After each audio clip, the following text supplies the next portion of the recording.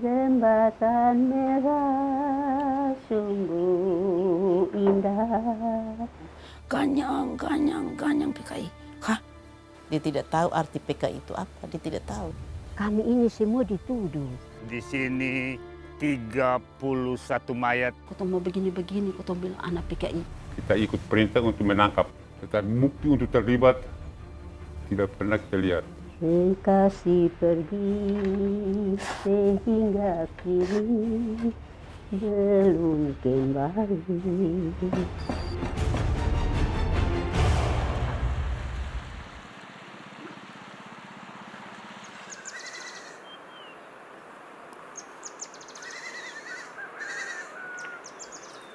Kue ook bien kusmit pahapinan iya. Tebes na heonok malinim sa kanan. Dulu masih muda itu penari di desa. Di pahinan iya pahinan areko. Itu na wisne non panat kita ganawa. Dari noko eti ya tarancia na barbat. Saya tidak tahu itu Gerewani seperti apa.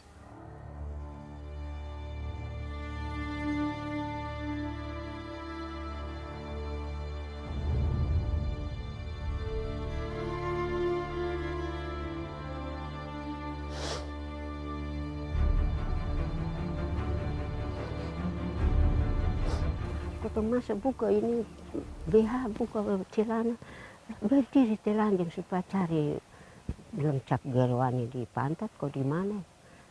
Saya bilang demi Tuhan saya tidak tahu cap Gerewani itu yang bagaimana.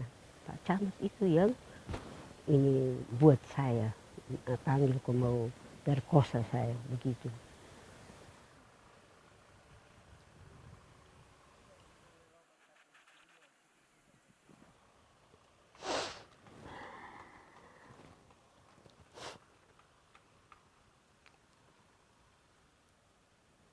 Luka-luka kan dipotong dengan parang kelewang yang panjang-panjang. Potong ini Pak Marian potong di sini dia pun perut halus dan perut semua lari keluar di luar dong tarik saja sampai itu perut. Orang iri kami, orang iri saya pun om kandung karena dia guru tapi dia bisa dapat bantuan dari Pak Presiden Soekarno. Makanya semua dicatat dan angkut kami bersama satu orang tua. Kami ini semua dituduh.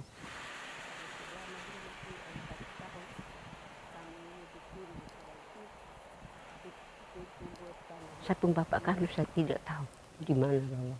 Sudah 54 tahun Nona.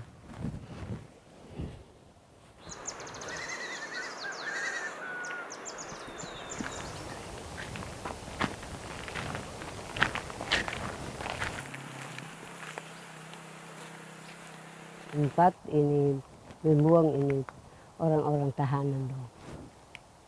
Termasuk saya pun bapak. Waktu muat dari kantor bau datang, oto berdiri di sini, dong tarik bapak dong ke sini, pikas turun di sana, lubang di bawah sana. Saya ikut, jadi saya tunggu di sini. Saya ingat itu yang waktu panggil mereka dong pung nama, panggil saya satu naik di oto, di atas oto, suruh saya dong tidur melenggang, ikat jari ujung jari induk ini di belakang, lalu bungkus mata.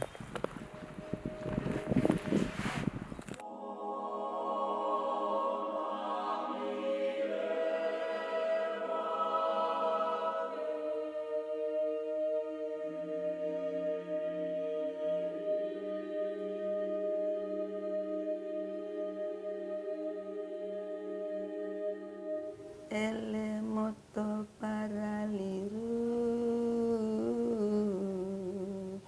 navodie boleh belo rai di rai hawu Tiba-tiba siang bolong adalah segerombolan orang. Kanyang, kanyang, kanyang PKI. Hah? Kanyang PKI apa? Tidak lama. Bung bang, puk pak. Orang masuk di situ ada yang sudah babak belur. Kami lihat begini. Aduh sebegini. Sedih juga ya. Tidak tahu masalah bagaimana terjadi yang begitu.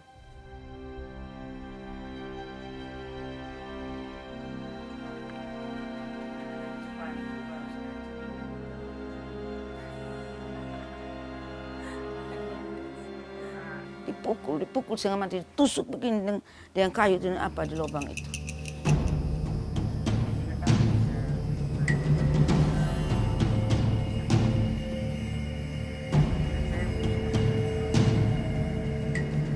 Gunting sudah rambut begini.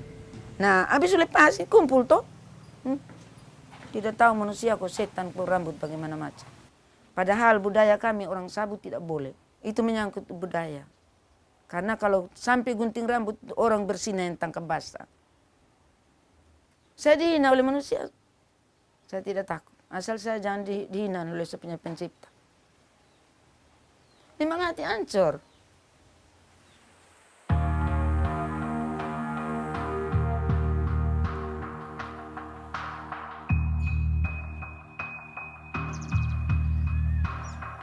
Keguntingannya di sini. Saya kurang ingat lagi, tapi ada banyak juga, sekitar belasan lah begitu. Sebab kita ada banyak yang diberikan tugas untuk gunting-gunting. Kenapa harus digunting?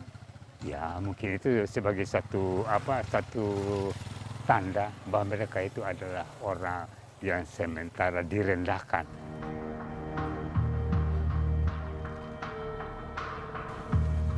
Ini, nah sekarang ini sudah sebuah yaitu bekas penjara yang ini semua ini sudah jadi rumah penduduk, dan ini juga bekas ya rumah tahanan mereka dan sudah jadi ya rumah pribadi.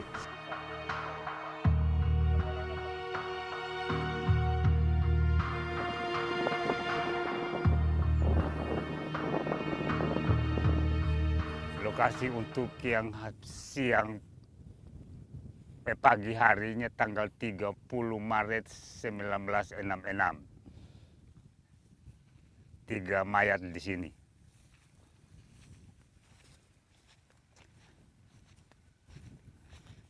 Kemudian di sini ya terhimpun 31 mayat pada saat malam hari 29 Maret 1966.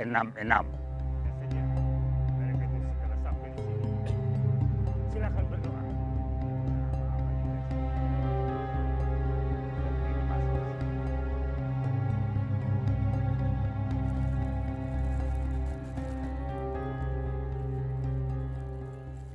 Sebab itu setiap orang itu dikawal oleh 2 orang. Sampai itu yang pertama, itu orang pertama, guru juga sama-sama dengan kawan guru saya. Kalau bisa tolong renggangkan sedikit. Ya, karena itu waktu begini tuh ya, mohon maaf ya saya ganggu sedikit. Ya, tangan ke belakang tuh. Tangan ke belakang. Ya gitu. Nah, satu orang begini. Ya, itu sudah diikat. Jadi caranya begini, saya dengan siku di sini. Siku di sini baru tarik ini dari siku. Nah dengan itu saya belum lagi karena diikat itu sudah membengkak begini.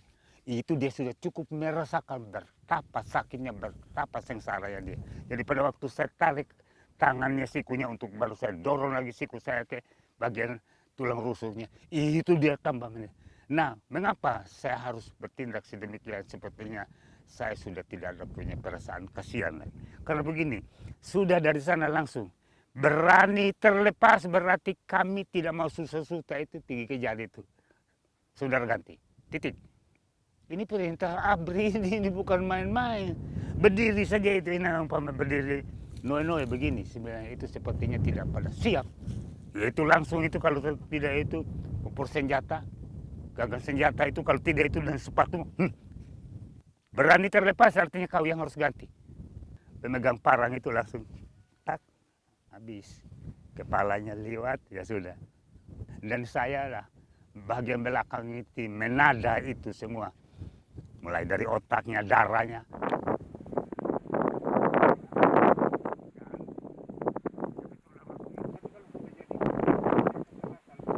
Kalau saya bisa itu, saya harus itu mengundurkan diri dari situ.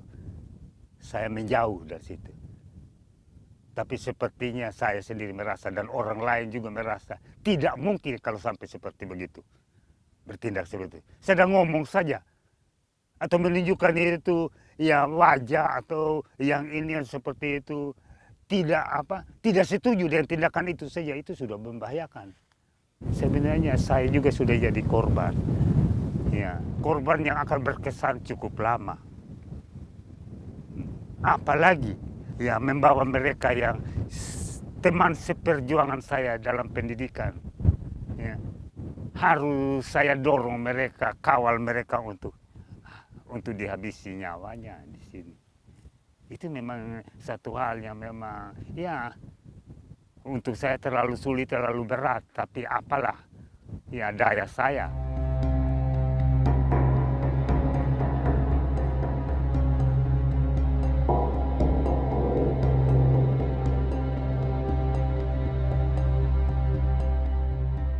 Sampai saya bertemu dengan orang-orang yang dikatakan terlibat, kemudian dianiaya, dipukul, seperti aniaya hewan, itu saya rasa kasihan.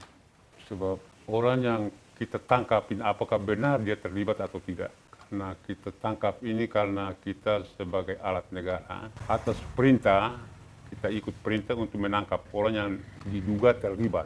Tetapi bukti untuk terlibat tidak pernah kita lihat.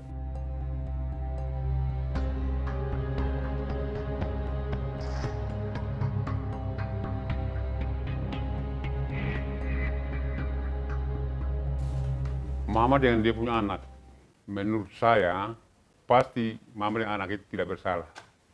Ini semuanya rasa sentimen, benci mengakibatkan mama dengan anaknya menderita ini.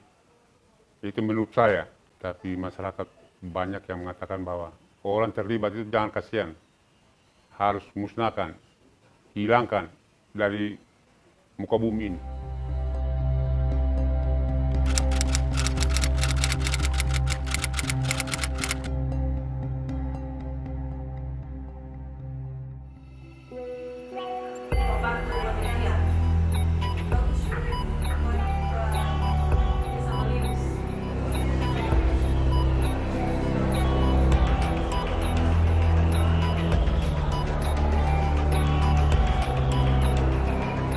Mereka mengalami keterbelahan karena dengan dirinya dia bertanya apakah ini benar atau tidak membunuh orang-orang yang jelas tidak bersalah.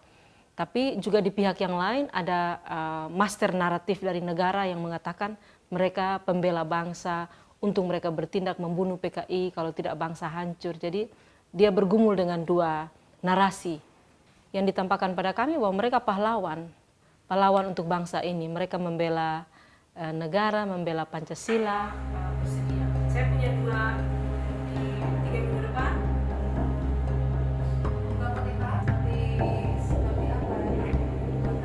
Jadi ayah bilang dia dapat tugas waktu itu belasan orang harus ditembak.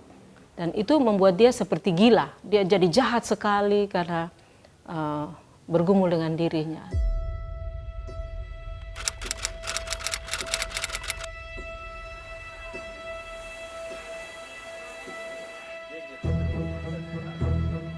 Seperti Bapak ini dia betul-betul dia berbuat.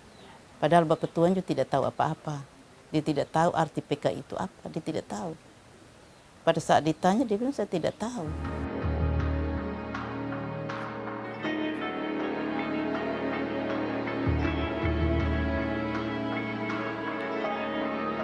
Kalau misalnya ada kegiatan-kegiatan apa kalau kita ikut ya dong bilang anak PKI. Lalu kita juga dilarang tidak boleh gereja, tidak boleh ikut perjamuan kudus, tidak boleh. Jadi saya tanya, kenapa kita tidak boleh gereja? Kita tidak tahu apa-apa. Bilang anak PKI saja mau om banyak, mau mati dia bilang, dong bilang.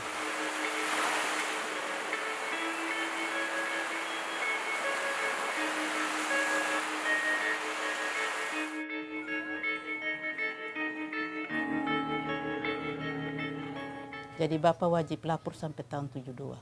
Ditahan, tapi karena mungkin dong tahu bahwa Bapak itu tidak ada salah, makanya dong kasih pulang. Tapi dia harus wajib lapor tiap minggu. Nah, dan tidak boleh kerja apa-apa, aktivitasmu tidak boleh. Jadi sudah, namanya tani, mau makan apa coba. Kalau waktu peristiwa itu saya baru 13 tahun.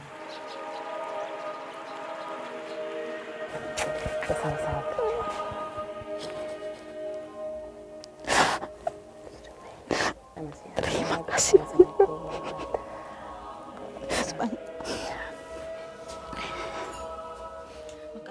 Waktu kecil kakak kita mau jual kue orang bilang sana boleh beli lim kue karena dia anak PKI. Sudah itu kotong sudah besar kakak, kita mau ambil air, kita mau begini-begini, kita bilang anak PKI. Di mana-mana saja kakak. Anak-anak PKI itu anak-anak sudah ada harga. Nah, anak-anak sudah berarti. Anak-anak yang sudah ada derajat, sudah ada harga di ini muka bumi.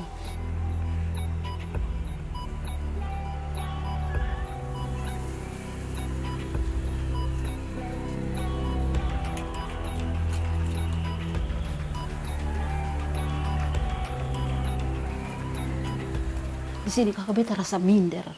Beta berdiri di depan mimbar ini kakak beta berdiri di sini kakak. Beta malu. Beta sudah ada percaya diri. Karena ini nama anak PKI ini kakak melekat betul-betul. Melekat di dalam sini dan sudah pernah lupa. Ini tersimpan di dalam hati, di otak, di pikiran, terbawa. Jadi sangat perlu itu rekonsiliasi itu sangat dibutuhkan.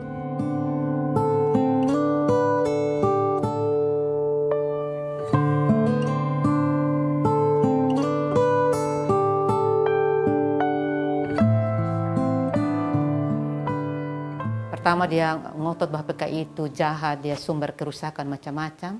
Pertanyaan saya untuk Papa adalah, apakah Papa pernah melihat bahwa pengurus PKI di Sabu itu mereka pernah melakukan kejahatan, mungkin mencuri, tidak, pernah membunuh orang, tidak, pernah melakukan, tidak ada yang kejahatan apapun yang mereka buat. Jadi pertanyaan saya bilang, kalau tidak ada kejahatan yang mereka buat, layak mereka dibunuh. Nah, di situ baru dia menangis. Mama Ina dengan Mama Mary yang saya cium begini. Kakak saya sempat omong, jangan ingat-ingat masa lalu, saya tidak bicara. Saya cium begini dan senyum.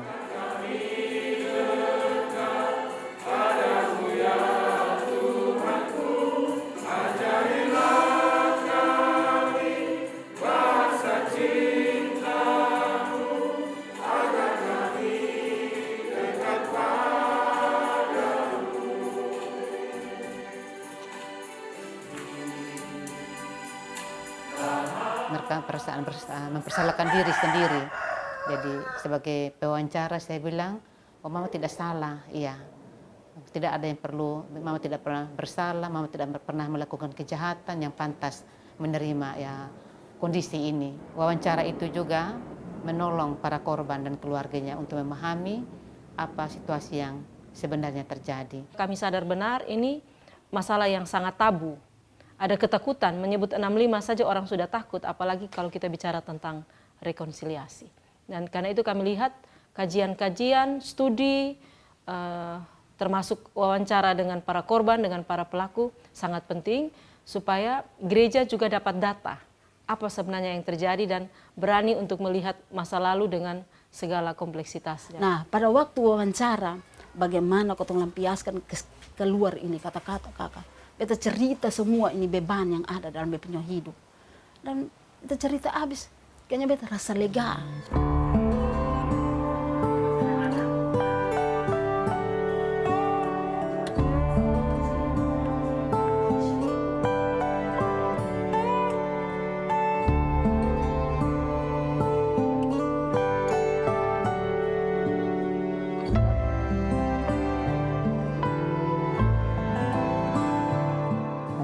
Serahkan semua di Tuhan, jadi kita tidak dendam lagi. Hanya rasa sakit hati di dalam ini kita simpan saja. Nanti diadili Tuhan yang adili semua. Keadilan itu penting, tapi saya minta kita punya penderitaan tuh kalau bisa pemerintah bisa perhatikan. Dan kebencian itu membuat kita tidak berdaya, tidak semangat. Saya minta Tuhan saja yang adili. Dan saya harap saja kalau negara ini mau begini tidak. Saya kira itu negara harus bertanggung jawab dan harus itu menjadi mediator.